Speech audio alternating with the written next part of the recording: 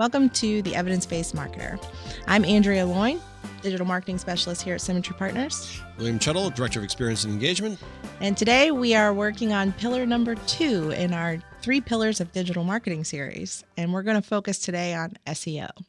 SEO stands for Search Engine Optimization. So it's the practice of increasing both quality and quantity of website traffic, but also exposing people to your brand through organic search. That means somebody didn't pay for an ad. They're not the top 4 on Google simply because they paid $250. Who found you and how did they find you? And there is a science behind it. A rigorous science, and it becomes increasingly important because if we look at our own industry, financial services, 43% of those under the age of 45 found their financial advisor primarily through a web search. And so that means you want to be found. And a lot of the folks we work with, when you put their names in and you put in like financial advisor Pittsburgh or wealth manager Pittsburgh, they're not showing up anywhere within 10 pages of search. And frankly, if you're not showing up within 2 pages of search, you're basically not showing up. Yeah, there's 10 entries on a Google page that they will get 10 entries on a page beneath the ads. So those are people that didn't pay for spaces. And then there's 10 on the next page. So if you're not within that top 20, you're not going to get found. In fact, we worked with an advisor who was, like he said, 10 pages, and we still couldn't see him in Pittsburgh. And we were searching for financial advisor, wealth manager, financial planner. He was nowhere. And great advisor, pretty big practice in Pittsburgh. And then Andrea, of course, went to work on his site. I did. And we did some work not only on the website itself, but on the back end, on all the metadata behind it. And he now shows up at that number 3 spot, not page 3, but he is number 3 of the first 10 on the page. So it's going to make a difference in his business. It's going to get there's 2 sides of marketing. There's, you have to market for your brand. You have to make brand awareness a thing. People need to know who you are. But you also need to focus on growing your business. And being number 3 is going to help grow your business immensely, but it's also going to get your brand out there because people are inevitably going to click to research you the first time instead of maybe they ran across you or maybe someone referred them.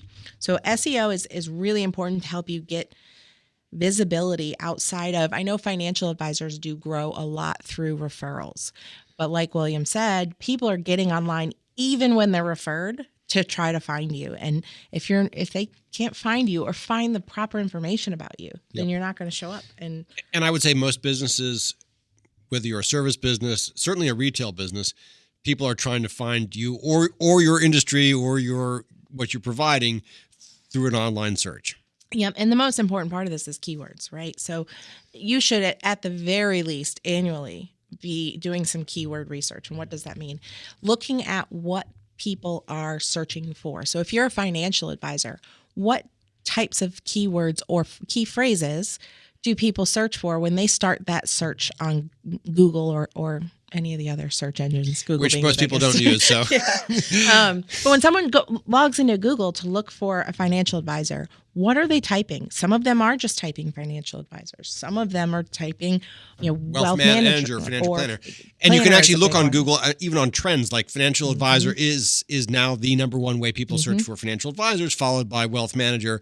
With financial planner was ahead of the race a few years ago, and it's fallen now to number 3. So, and this is also a way you can kind of show your authority in different issues. Like, right, at Symmetry Partners, we have an evidence-based financial, planning. We have an evidence-based investment approach.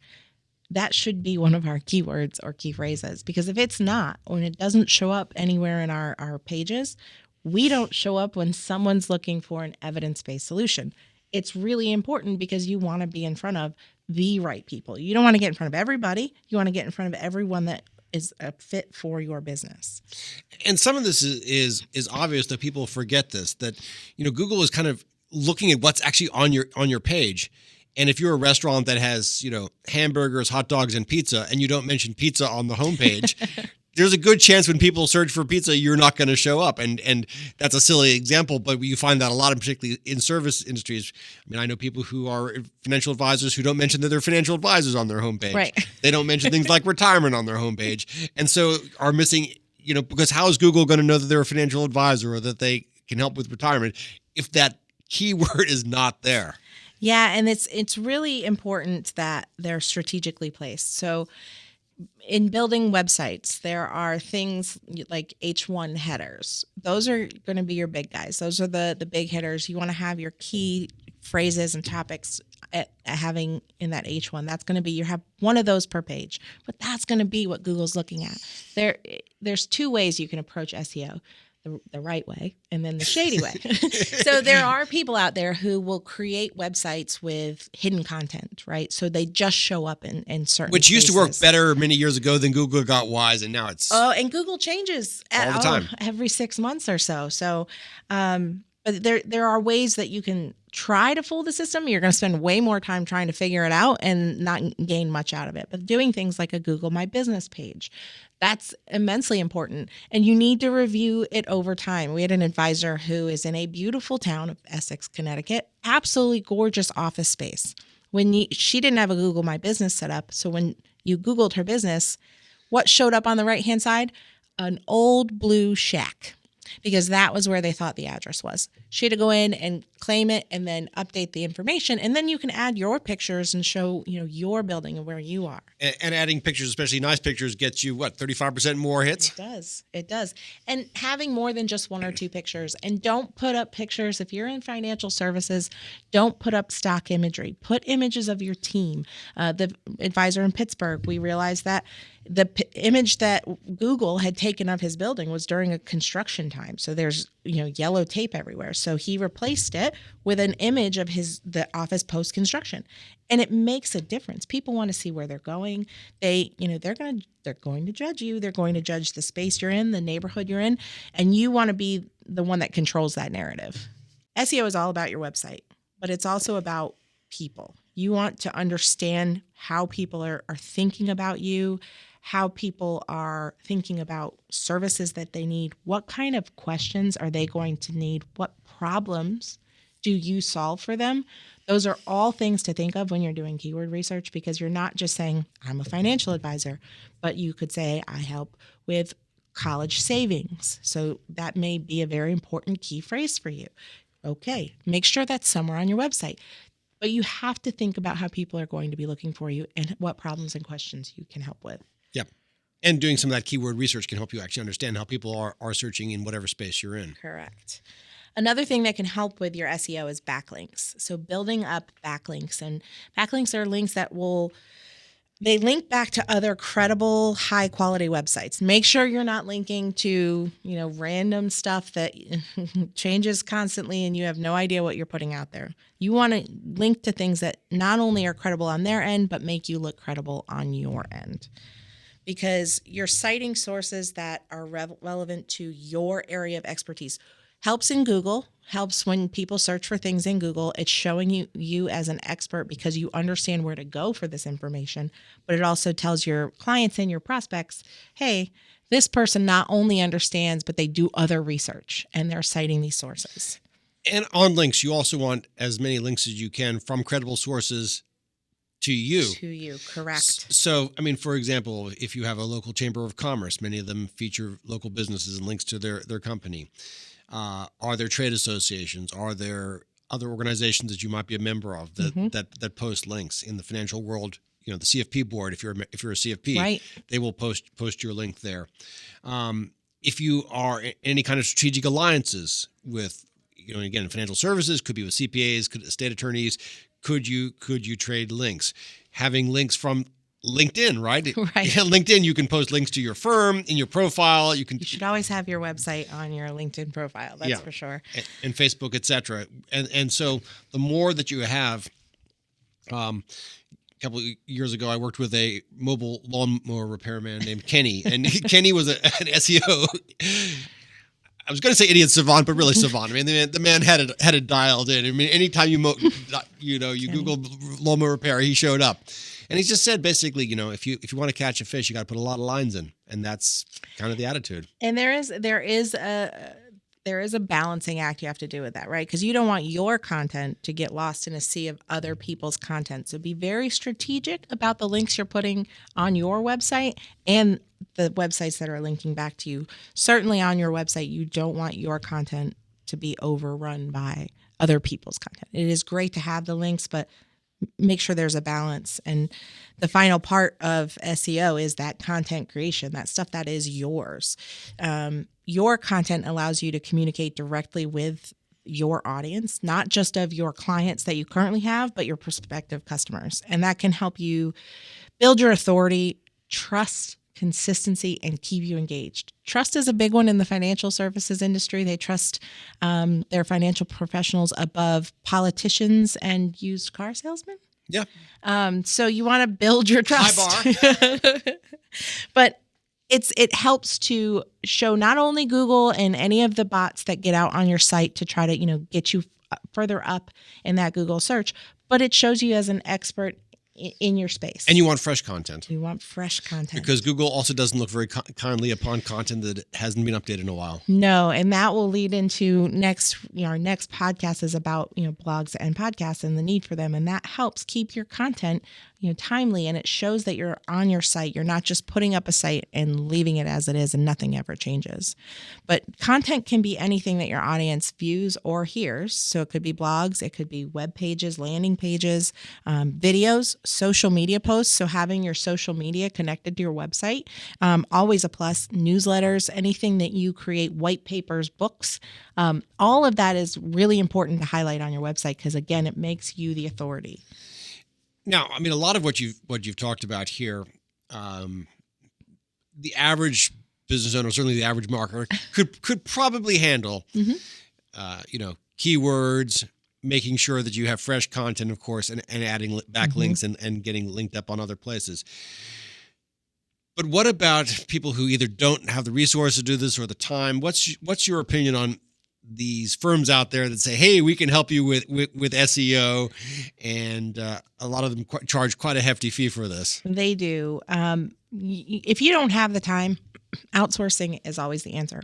But I will say this, if you're paying to have a new website built, be sure that if they are doing that SEO on the backside. A lot of times they aren't. So you're paying for the website and you still need to pay someone else to do the SEO. It's very important that they get done together so that your new website is already going to start from ground zero, right? You want to have your SEO set up the second it launches so that you're positioning yourself to grow quickly. It takes the average website 3 to 6 months to really gain traction, get its feet going. But, if you have the wrong SEO or no SEO behind the site, we worked with an advisor who spent 10 grand on our website, beautiful website. Right before she signed off and said it was good, we told her to ask about the SEO on it, and nothing had been done. And they had no intention of doing it until she brought it up. So, and also, a lot of these companies are going to try to get you to pay a monthly fee. They are. We were just talking to a person out in Rhode Island who's spending $600 a month.